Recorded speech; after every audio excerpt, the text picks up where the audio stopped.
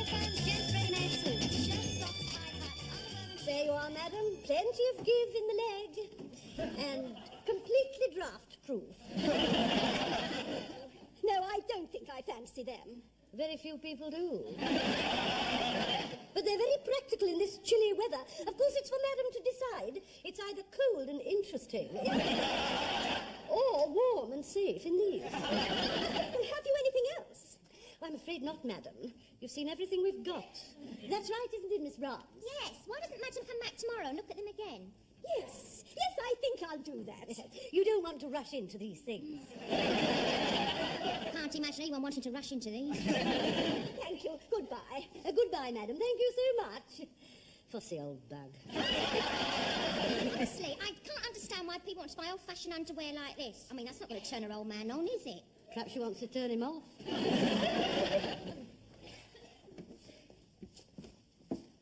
Mr. Lucas. Yes, Captain Peacock. Am I correct in saying that at Grace Brothers we do not close until 5:30? Quite correct, sir. My watch, which is never wrong, says 17:28. Ah, they knew how to make watches in those days, sir. Don't be facetious, Lucas. Well, it's actually 5:30 by the department clock, sir, and that's the one that I set mine by, you see. Mr. Humphreys, have you the time? It depends what you had in mind, Captain Peacock. Well, I make it 25 past something or other. I must get a new tail for my Mickey Mouse. As there appears to be a discrepancy in your timepieces, perhaps it would be as well to take an example from your department head, Mr. Granger. Good night, Captain Peacock. Good night, Captain Peacock. I must be slow. It's unusual for me. Yes. Why have these not been put away? Well, I was waiting until 5:30, sir. By your watch, that is. You seem in a great hurry to get away, Captain Peacock. Could we all stay behind for a moment, please? Mr. Granger. Mr. Granger? Well, once those lift doors open, you'll never see him again. Allow me. Mr. Granger, you've left your wallet on the counter. Where? You want it at the counter. I hope this isn't going to take long, Mr. Rumbold. It's my laundrette night. And if I'm not there at 6:30, all the apparatus is otherwise engaged. Won't take a minute, Mrs. Slocum. You won't be needing me, I presume. I have a do-on tonight. Oh, please bear with me, Captain Peacock. This won't take a moment. It's already taken a moment. Well, if we're all here, Mr. Rumbold has a very brief announcement to make. I'm sorry to say that shoplifting is on the increase. This year alone, stock worth millions of pounds has been pilfered from stores all over the country. And we at Grace Brothers are not immune. Indeed not. Only this morning, Mrs. Slocum informed me that you'd had a skirt lifted. Some people have all the luck. And I seem to remember that Miss Brahms lost something last week. It wasn't me. You know, only the other day, a customer reached across the counter and put his hands in my Fair Isle drawers. He said he was going to pay. Yes, well, I've got a man to handle that sort of thing. Oh, nice. May I introduce Mr. Clegg, late of the CID, who's going to take over security and to try out some new anti-pilfering devices. Mr. Clegg. Evening all. Now, I won't give you all a moment. Not another moment. What I'm instigating is as follows. We shall maintain a constant surveillance in the most anonymous manner possible, aided by the latest electronic device in the shape of a hidden camera or cameras. Is that clear? Yes, most. Good night, everybody. Granger, we haven't finished. Oh, get on with it. This department has been chosen as a guinea pig. And if this method proves successful, then the whole store will be similarly equipped. An excellent idea, sir. Well, if that's all, Not so fast. Mr. Pocock, isn't it? Captain Peacock. Yes, sir. Now, before you all go, Oh, there is a chance, is there? part of the new procedure will be a series of random baggage checks. Well, you won't need the men. We need everyone, sir, all personnel. Oh, very well, let's get on with it. All I've got in here is my laundry. And if I don't go soon, I shan't get a dryer. Yeah, well, if you don't mind, Mrs. Madam, I'd just like to check the veracity of that statement. Well, really? Oh, who are you trying to turn off then? How do you do, Miss Brahms? There's certainly nothing new here. Thank you, madam. Oh, really? Fancy having you grope about in my underwear. Oh, humiliating. Is that your handbag, miss? Yes, and it's paid for. Would you mind opening it for me, please? All that's in here is my working bra. You mean the other one doesn't work? Satisfied, Callan? For the moment. Yes, you can go, Miss Brahms. Look, my two assistants and I have nothing to declare, so I suppose we can go. Of course. Thank you. Excuse me, sir. What's that suspicious-looking bulge? I beg your pardon. In your pocket, sir. May I see it, please? Shouldn't you have a search warrant? Why, it's never bothered you before? You must know it's my orange. Your what, sir? My orange. I always eat one on the train. It's the only way you can get a seat to yourself. I see, sir. All right, off you go then. Now, Mr. Peacock. Captain, and I am not a sales assistant, I am the floor walker. What exactly does that mean, sir? Well, he's not limited like us. He can nip about and nick things from either department, you see. If you don't mind, sir, a suitcase up on the counter. I do this under protest. Excuse me, sir. Do you mind? This is private. He's got the cut-up body of his landlady in there. Tell me, sir, please. Hello, hello. Oh, it's Raffles. I can explain. Well, that's what they all say. Now, this may sound rather a cliché, but I'm on my way to a regimental fancy dress ball given by the Queen's Own. Wish I'd been invited. This is all from a theatrical costumier, nothing at all from Grace Brothers. I see. Well, I suppose that does have a slight ring of truth about it. Thank you. Well, I think we've all learned the most valuable lesson from this. One simply can't be too careful. No, I must run or I shall miss my train. Just a moment, sir. Is that your scarf? Yes, of course it is. I always wear it. I catch cold if I don't. Strange, sir. Still got its price tag left on it. So it has.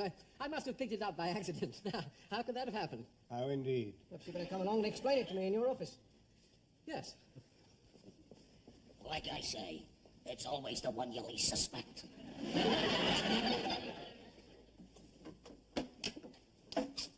Morning, Mr. Rambo.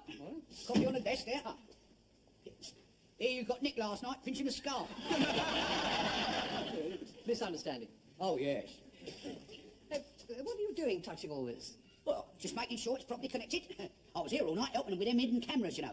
I didn't know that you were conversant with electronic equipment. I ain't, am I? I was making the tea. Nice bit of overtime, that was. How does this work, then?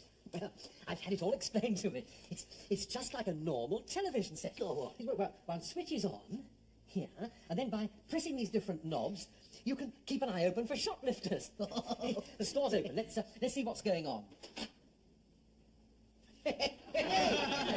We just missed them going on, didn't we? I must speak to Peacock about this. See, and I've given him a mouthful. Pity there's no sound. Well, there is somewhere. Ah.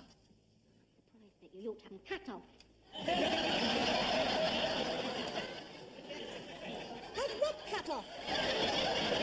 His hands. He's like an octopus. They're all over the place. Oh, I know. And so cold. Let's check the men's counter. Yeah, let's check the men's counter. Sound's gone up the spout. Don't understand it. It's on full. Anything the matter, Mr. Granger? I had raspberry jam for breakfast. The bits have got under my plate. I shall have to take it out. I don't think we want to see that. Oh, like a horror movie. Yeah, what's that then? What? It looks like smoke. Well, let's see.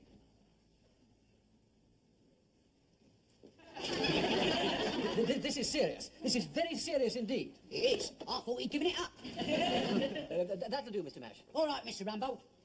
Here, I hope you haven't got one of these down in my cellar, because we still ain't got a door on the carsy. Yes, Mr. Rambo. Mr. Lucas. What's up? You wanted in the office. What for? Someone has seen you smoking, and as your senior here, I should have told you to put it out. Quite right, Humphreys. Good man. You never know when old Jug Ears is snooping round. Wish me luck. What'll I do with this? Allow me. Waste not, want not. I've been down for a puff all day. Are you free, Mr. Humphreys? A raincoat and some underwear. We can manage that, Mr. Humphreys, can't we? I'm with you, sir. You deal with the raincoat, Mr. Humphreys, and I will deal with the underwear. Yes, Mr. Granger. I think I can show you something nice and warm, sir.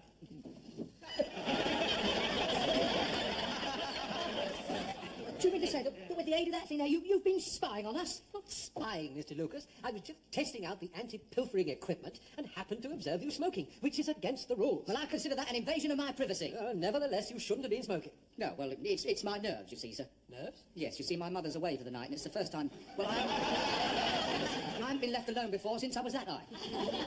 You're not nervous of being alone, are you? Yes, that's why I've asked Miss Brahms over.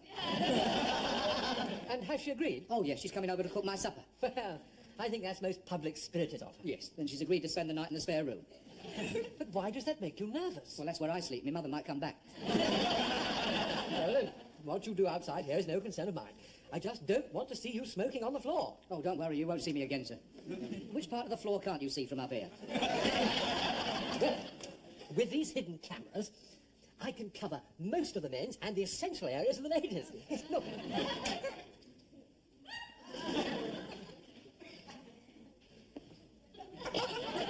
Miss Brown, customer waiting. Just checking the stock, Mrs. Slocum. Yes, I see what you mean. That's typically feminine, isn't it? Trying to pull the wool over my eyes. Well, that'll be all, Mr. Lucas. Hidden cameras? Are you sure, Mr. Humphreys? Just remember what Mr. Clegg said. And you can tell they're working when the little light goes on. Apparently, Mr. Lucas saw Miss Brown's. Really? You know, I wondered about them. We shall have to keep on our toes, shan't we? I wonder if Mr. Slocum's aware of this. By the way, where are they? The usual place. They're about... No. You see the cameras? Look, they're up there. Oh, we're on. Oh, I wish it was over there. This is my best side. Good morning. Good morning, sir. Can I help you? Is my hair all right at the back, Miss Brown? You keep asking me that. I tell you, it's wonderful. It's like being on candid camera, isn't it? Well, I don't think it's right, them being able to hear what we say as well. Oh, I don't let it affect me. Good morning, madam. Can I be of assistance? Scarves? Oh, certainly, madam. Would madam mind standing a little to madam's right? A bit more. Scarves, madam? Oh, any particular colour? Mr. Mash, Yes, Captain? you're not supposed to be on the floor after 9:30. Oh, well, I was putting my best suit on, you see, sir. You've got to look good for the telly, ain't you? Yeah. Where's the camera, then? Be off with you, Mr. Mash. I don't want to have to tell you again. I like that. That was very good. Be off with you. Yeah. Do you want to do it once more in case you missed it? Sort of an action replay, you know. Go on. Please leave the floor. Certainly, Captain Peacock.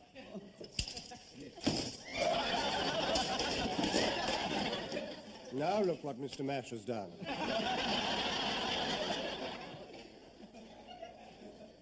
Mrs. Slocum's come back at last. Make a note. 4 visits to the powder room. Yes, sir. Granger's eating a pie now. A pork pie. Pork pie. It's amazing what you can see with this thing. About the only thing you haven't spotted so far is a shoplifter. Well, don't you worry. If there is one, I'll soon spot him. You mean to say that you haven't told her that you sleep in the spare room? Well, not yet, no. I was sort of saving it up. She might be, too. Don't look now. What? Don't look now. But there's a very suspicious character in the 42 lounge. Where? Over there. Which one? Hey, I can't drop any. It's a shoplifter. Mr. Granger must be alerted. Yes, sir. Well, I'm sure that you will be happy with the 2 silk shirts, the 4 pairs of socks, and the cashmere sweater. And I must say that I'm delighted that you are so pleased with the efficiency of the store. Granger. Would you mind coming round the other side? Mr. Granger, something very suspicious in the trousers. Did I hear you right, Mr. Humphrey? Over here. Mr. Granger. Look. That fellow over there in the moustache. I think he's a petty pilfer. I'm sure he's going to nick something. You mean the man with the teeth? Spot on, first time. Where is Captain Peacock? In the ladies. There we are, Mrs. Slocum. Thank you so much, Captain Peacock. Wasn't I lucky being able to sell 2 pairs of tights and a green shantan dress from a line that's been discontinued? Not to mention the bras and a box of handkerchiefs. Yes, indeed. And my opinion, which the customer asked for, without doubt, clinched the sale. Good day, Mrs. Slocum. I'm sorry to trouble you, Captain Peacock. But I think we have a petty pilferer in my department. He's got a cap, moustache, and a suitcase. Where? Over there, 44 lounge. Oh, I would like to meet him on a dark night. I don't know. Are you going to tackle him, Captain Peacock? Well, we can't do anything unless we're sure he's taken something. Well, he's taking something now. Look, he's got a jacket out. He's just looking at it. He's opening his case. He's putting it in. He's shutting it. It's an open and shut case, Captain Peacock. Well, right, men. Are you behind me? Right behind you, Captain Peacock. Although a little way back. Oh, what if he's armed? Nonsense. I can see it now. Despite fatal gunshot wound, fearless floor walker saves 42 long. That should make the front page of the Tailor and Cutter. Well, go on, tackle him. Of course, I mean, we must be sure that he's not going to put it back. Oh, you're as weak as water. Weak as water. Hey, you!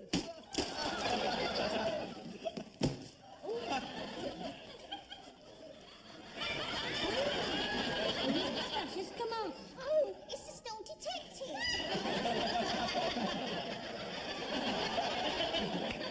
I did advise caution.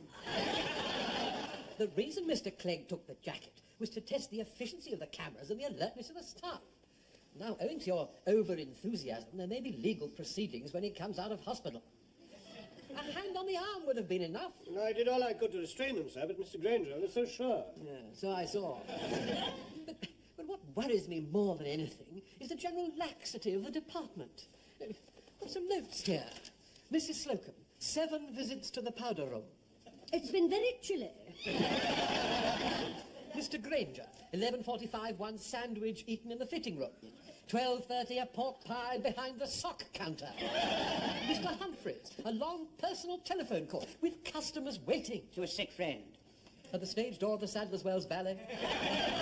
He's sick? Mr. Lucas, 4 minutes late back from lunch. I went to lunch 4 minutes late. You disappeared from that screen at precisely 1 p.m. Ah, yes. That's when I bent down to tie up my shoelace. But after I popped up again, I served another customer. You probably didn't notice. You were probably having another look at Miss Brown's adjusting her cotton wool, I expect. What was that? Nothing. That's voyeurism, that is. What were you doing, dear? It's private. Well, it was private. I feel I must agree with Mr. Rumbold that there has been far too much laxity of late. Well, I'm glad you agree, Captain Peacock. You were observed to pat Miss Brahms's nether regions shortly after the story. Yes, I meant to complain about that. You may be lucky tomorrow. Nevertheless, I do feel that this is an invasion of one's privacy. That's exactly what I thought at the time.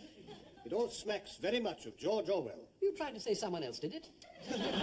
I'm trying to say, sir, that the use of cameras has an adverse effect on the running of the departments. One tends to become camera conscious. Well, you're just going to have to get used to it, because I shall be watching you.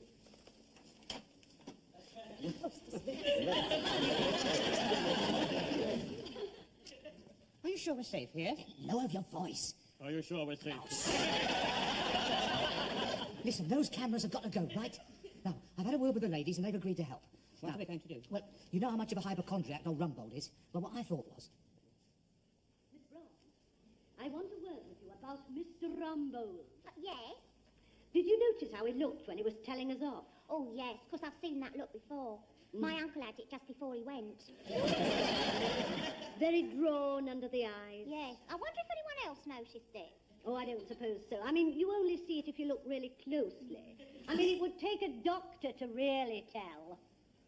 I wonder what Mr. Lucas and Mr. Humphreys are looking so worried about. Poor old Mr. Rumbold. He won't seem the same without him. Oh, he's not as bad as all that, is he? Although I have seen that look before. You don't think he knows that he's just bravely hiding it from us? No, not him. He'd come out and make an announcement. He'd come out and he'd say, I've been called, he'd say, to that great boardroom in the sky. I'll carry on to the end. Yes, of course, that's the sort of man he was. Well, I mean, still is. But for how long? Ah, well, only a doctor can tell. Get me Dr. Wainwright. Urgent? Yes, it may well be. Gladstone bag. That'll be him. Gentleman's outfitting, sir? No, I'm a doctor. I've called to see Mr. Rumbold. Allow me to direct you, sir. This way. Morning. 42 Glendale check coat. That's Trilby in a black Gladstone. We've got all that in stock. Now listen, you give Miss Brahms the wink as soon as the doctor comes out. Roger.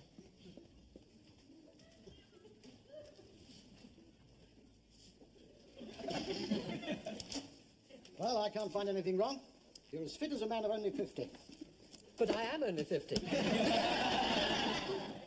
Well, there's nothing I can do for you except suggest you give up smoking. But I don't. Perhaps I should take a holiday. Lucky to be able to get away. Good day. Oh, well, goodbye. Oh, I'd prefer a cheque now, if you don't mind. Saves sending the account.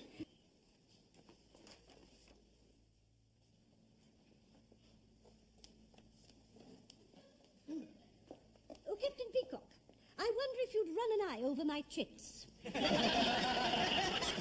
keep totting them up wrong, and your maths is better than mine. Certainly, Mrs. Slocum. Doctor, I could have a word with you a minute, please. What is it? Well, it's my leg. I think I've got a varicose vein coming on it. Could you have a look at it for me? Oh, very well. Oh, not here. Come with me to the ladies' department. I'll show you the quick way round. Could I have a word with you, Doctor? We're on. Now, Doctor, about Mr. Rumbold. I mean, you know, the truth. Oh, yes, yes. But we suspected something like that. It was very wise of you not to tell him. I mean, a sudden shock. Could have gone like an autumn leaf. Check now, if you don't mind. Safe sending the account.